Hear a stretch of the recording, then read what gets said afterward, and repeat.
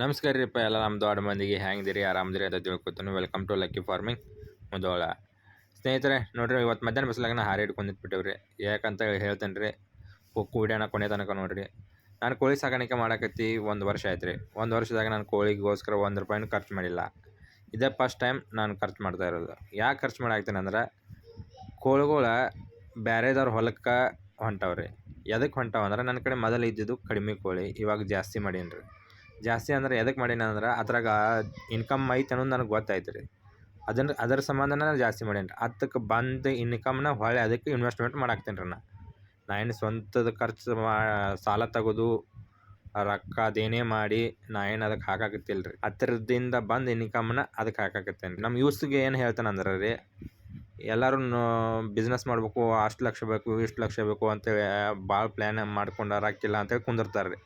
ಬ್ಯಾಡ್ರಿ, ಅದನ್ನೇನು ಮಾಡಕ್ಕೆ ಹೋಗ್ಬೇಡ್ರಿ. 2-3 ಸಾವಿರ ರೂಪಾಯಿ ಇತ್ತಂದ್ರೆ ನಾಟಿ ಕೋಳಿ ಬಿಸ್ನೆಸ್ನ ಆರಾಮಾಗಿ ಸ್ಟಾರ್ಟ್ ಮಾಡ್ಬೋದು ರೀ. ಹೆಂಗೆ ಅಂತೇಳಿ ಮುಂದಿನ ವಿಡಿಯೋದಾಗ ಹೇಳ್ತೀನಿ. ನಮ್ಮ ಅಕೌಂಟ್ನ ಫಾಲೋ ಮಾಡ್ಕೊಳ್ಳಿ.